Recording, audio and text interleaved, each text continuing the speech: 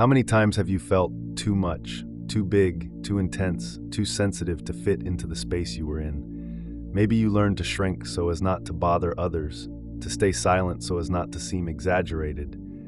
But what if that too much was not a flaw, but your unique signature of power? In the quantum field, intensity is not excess, it is emission. And when you show up whole, reality recalibrates around you. Bruce Lipton shows us through epigenetics that internal environments, beliefs and emotional states, regulate biological and behavioral expression. If the body runs on the software of "I need to shrink to fit," it reproduces postures of contraction and limitation. But when internal coherence settles in, the entire system responds: cells, choices, perceptions, even the way you take up space. Gregg Braden adds that heart-brain coherence generates a measurable field of order. Intention without coherence is like diffused light. It neither warms nor illuminates. Intention with coherence is like a focused beam. It reorganizes the context. It is not uncontrolled intensity, but tuned intensity, like a ray of sunlight that, when passing through a lens, becomes fire. And what you once called trials, losses, betrayals, failures, were not detours. They were initiations. Each pain expanded your capacity to perceive, to feel, to sustain density of presence. It was in the fire that you discovered layers you would not have seen otherwise. Life was not punishing you. It was preparing you to emit more cleanly, more fully. The promise of this video is to show how to transform that raw power into conscious power, grounded in 3 pillars: coherence, resonance, and embodiment. At the center lies a simple yet powerful practice, the observer's breath, which can help you ground this potency in daily life. It's common to look at past pains as mere mistakes, errors, or wasted time. But from a broader perspective, each of those experiences was initiation, a kind of silent rite that forged in you perceptions impossible to acquire in calmer territory. Pain was not punishment, it was forge. Loss taught you about lucid impermanence. You discovered that nothing is guaranteed, and though harsh, that awareness opened space to value what is alive right now. Betrayals pointed you toward trusting your inner knowing over external masks. Failures revealed that identity doesn't have to stick to results. Starting over is also power. It's as if each event stripped away a layer of illusion and handed you a new map of perception. Today, you can read nuances others can't even see. You've become able to detect subtle vibrations, body signals, and life cues invisible to those who've never endured profound trials. A simple exercise can help crystallize this learning. Write 3 short lines beginning with, "This enabled me to feel, perceive, decide." This shifts the gaze from what I lost to what I gained in sensitivity and clarity. The event is not erased, but transformed into registered power. When you reframe your pains as initiations, the victim narrative dissolves and gives way to the narrative of the conductor. You didn't just survive the hard phases. You were trained in them to sustain the density of someone who exists in full. There are moments when you simply know, even without explanation. It's a quiet, direct knowing that doesn't depend on logic. This is quantum intuition, the body's ability to read the field before the rational mind can form arguments. It's a somatic intelligence that senses probable futures seconds in advance. The signals of this knowing are subtle. An expansion in the chest when facing one choice, a contraction in the stomach with another, sometimes sudden warmth or chill, unexpected lightness or weight. These micro-movements are not random. They are physiological records of communication between the field and your nervous system. The challenge is to differentiate intuition from noise. Intuition is always simple and quiet, almost obvious. Anxiety is loud, urgent, full of dramatic scenarios. Intuition invites with serenity, fear demands with pressure. Learning to hear that difference is like tuning an instrument. It requires practice and presence. A 2-minute practice can be powerful. When faced with a decision, close your eyes and ask your body, does this expand or contract? Don't seek explanations, just feel. Then decide based on that somatic response. Over time, you'll see that choices guided by expansion flow with harmony, while those led by contraction tend to generate obstacles. Quantum intuition is the language of the field translated through the body. The more you honor it, the stronger it becomes. It's like a muscle. The more it's used, the sharper and more reliable it gets. This marks the beginning of the shift from living by the mind to living in tune with the field. For a long time, sensitivity was mistaken for weakness. To be touched by environments, people, or words was seen as fragility.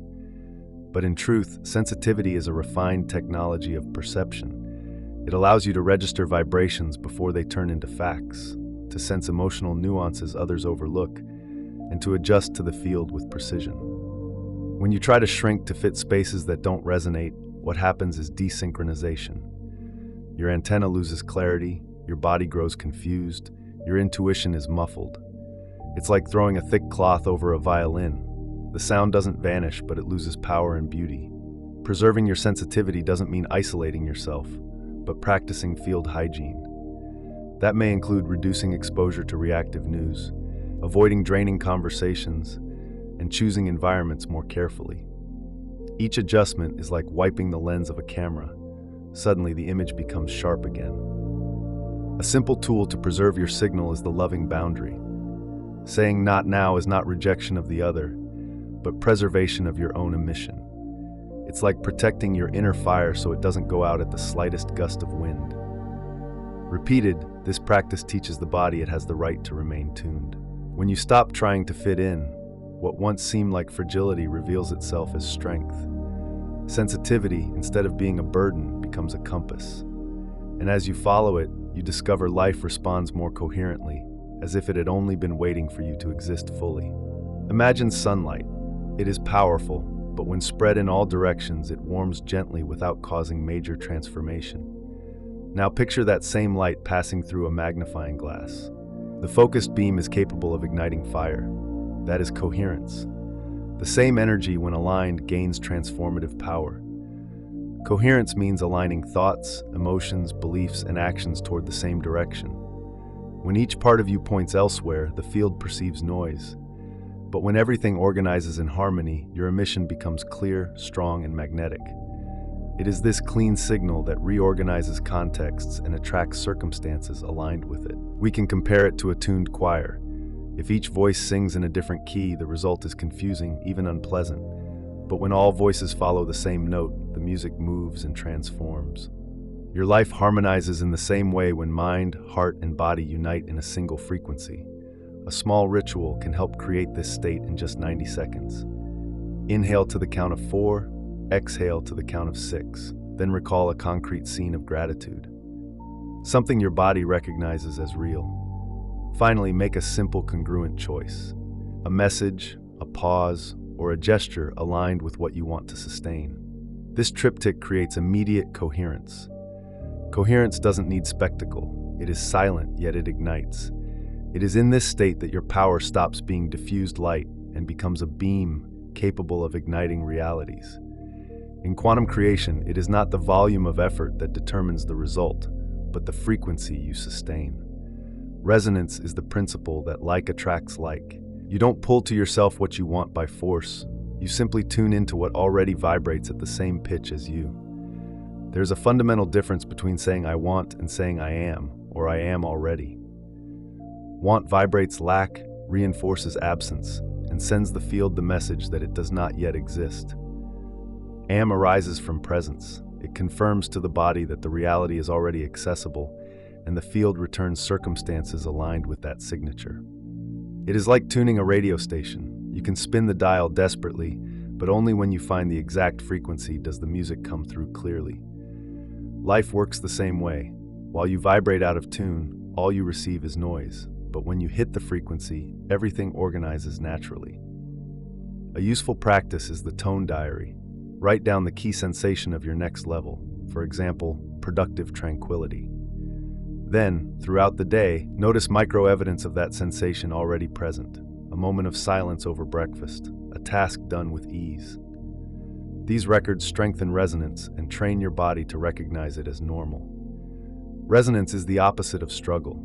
It is not about pushing reality, but about allowing it to align with what you already sustain inside. When you choose the right frequency, life responds like music that was already in the air, waiting only to be heard. Ideas can be inspiring and emotions intense, but if they never reach the body, they remain abstract.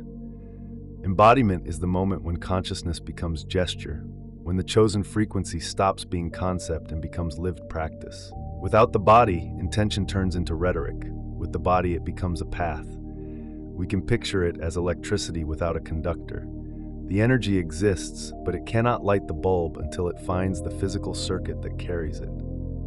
Consciousness is the same. It needs anchors in the body, posture, breath, rhythm of speech, way of walking, to become visible and transformative. Simple anchors can change everything. Planting your feet firmly on the ground, breathing more deeply, sustaining your voice without rush, opening your shoulders instead of shrinking.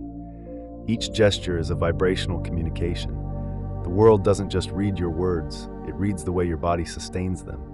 A practical test is to speak a decision out loud while standing, breathing low and wide.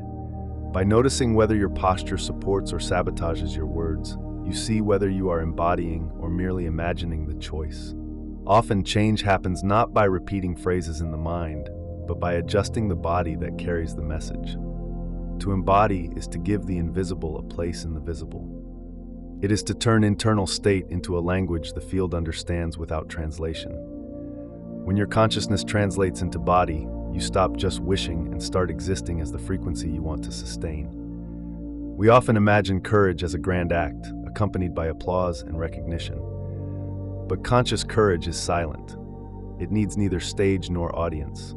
It is the constancy of sustaining your own frequency, even when no one is watching, even when the world seems indifferent. This courage is not bravado. It is not shouting louder or trying to convince others. It is staying in coherence with your truth, even if no one understands right away. It is enduring the discomfort of being different, without getting lost in the need for approval. It is remembering that by staying whole, you give others permission to remember their own wholeness. We can imagine it as a candle lit in a dark room. The candle does not argue with the darkness. It does not need to prove its existence. It simply stays lit, and by doing so, it illuminates. Such is conscious courage. It does not debate frequency. It simply sustains it until the environment adjusts. A simple practice is to choose a daily micro-act of vibrational leadership. It might be saying a no that preserves your energy, or a yes that supports what is being born in you. Small gestures, yet they reaffirm your role as conductor, not hostage of the environment. Conscious courage is the art of leading without dragging. It is staying whole in silence, knowing that integrity itself is an invisible call. When you sustain your frequency, the field responds, and those meant to resonate with you naturally find their way. Sustaining power does not mean being in high intensity all the time. True power includes rhythm, pause, and recovery. If you ignite the engine without rest, the body falls into exhaustion and lucidity turns into rigidity. The nervous architecture of power needs solid foundations so that energy remains clean and long-lasting. Deep sleep, moments of silence, contact with nature, hydration, and slow movement are not luxuries. They are essential supports for the nervous system to regulate itself. Without these pauses, even the most refined sensitivity loses clarity, because a saturated body can no longer distinguish what is intuition and what is noise. A simple rule can help maintain balance, the 3-3-3. 3 pauses of conscious breathing throughout the day, 3 no's to distractions or draining noise, 3 yeses to something that nourishes your state, a mindful glass of water, a short walk, or a moment of silence before sleep. The sign of energetic overdose is clear, when lucidity loses gentleness. When you notice clarity without tenderness, it means power has hardened into rigidity. That is the moment to return to the body, breathe deeply, and reconnect with the axis of softness that sustains true strength. Power is not measured by constant intensity, but by the ability to stay lit without burning out. Designing the nervous system to support your emission ensures that your flame shines for a long time instead of extinguishing quickly. The observer's breath is a simple yet profound practice to modulate your inner state and collapse the most coherent timeline. Its purpose is not to control the future, but to adjust the quality of the observer you are before life. When the observer changes, the field responds. Begin by choosing a stable posture, seated or standing, with your feet firmly on the ground. Gently rest your tongue on the palate as if closing an energy circuit. Inhale for 4 counts, feeling your chest open. Hold for 4 counts, bringing attention to the point between your eyebrows. Exhale for 6 to 8 counts, relaxing your jaw and shoulders. In the pause after exhaling, give a name to the frequency you want to sustain. Serene presence, quiet worth, gentle clarity. It is not about repeating it as a mental mantra, but allowing the body to recognize and embody this quality. Then visualize not a narrative scene, but a color, texture, or sensation filling your body with that frequency. This process lasts about 5 minutes and can be practiced 2 to 3 times a day. For important decisions, even 2 cycles are enough to reduce mental noise and increase operational coherence. The minimal gesture after the practice is essential. Sending a message, adjusting a schedule, taking a concrete step that anchors the frequency in the physical world. The observer's breath is a bridge between silence and action. It teaches that it is not enough to feel inside. You must translate the state into a gesture in the world. By practicing it, you discover that each breath can be not only survival, but also conscious creation. Every frequency needs a simple reminder, something the body can recognize without effort. This is where the signature word comes in, a short term that summarizes your emission, such as magnitude, wholeness, or presence. This word is not an empty mantra. It is a trigger of postural memory, an invitation to align breath, shoulders, and gaze with the state you want to sustain. Repeating this word throughout the day does not mean murmuring it mechanically, but letting it adjust your cadence. As you pronounce it silently, notice how your body responds. Feet grounding, breath deepening, chest opening. The word becomes a bridge between consciousness and gesture, bringing the state to the surface of the body. The social field you move in also influences the stability of this emission. Relationships that regulate upward, conversations that soothe, presences that inspire, environments that elevate, reinforce the chosen frequency. Noisy bonds, on the other hand, drain energy and make coherence harder to sustain. Curating connections is therefore part of vibrational practice. This does not mean isolating yourself, but choosing consciously where to invest your relational energy. Sometimes a single nourishing presence is better than many interactions that confuse. Your signature word also works as a filter. It helps you notice whether an interaction resonates or detunes. When you combine signature word and social field, you create a network of vibrational support. The chosen word becomes an internal compass, while the chosen bonds function as external mirrors. This way, your frequency stops oscillating and begins to stabilize as a coherent field, radiating power through every presence. Bruce Lipton reminds us that when the inner environment changes, beliefs, emotions, and habits, the entire system responds. Biology reorganizes, choices gain new direction, and even the way we read the surrounding context transforms. Life, in this sense, is not an enemy. It mirrors the ecology you sustain within. Neville Goddard echoes this vision with an essential key: live at the end. He invites us to assume now the feeling of one who already is, instead of waiting for external proof. When emotion stops being a peak and becomes a pattern, the external world adjusts without spectacle. The synthesis is clear. Power is not excess, it is signature. When you make it coherent, resonant, and embodied, it stops being a rare flash and becomes a nervous baseline. You no longer try to shrink to fit small spaces. You exist in your entirety, radiating a frequency that naturally reorganizes the field. The operative closing is simple. Practice the observer's breath twice a day for 7 days. Choose your signature word and use it as a bodily reminder. And after each practice, take one coherent minimal action, a concrete step that grounds the state into everyday life. Small, consistent acts create great reorganizations. And to close, a short embodied declaration: I stop fitting in, I begin to exist in my entirety. Not as a mental phrase, but as posture, breath, and presence. That is the point where power stops being a promise and becomes life embodied.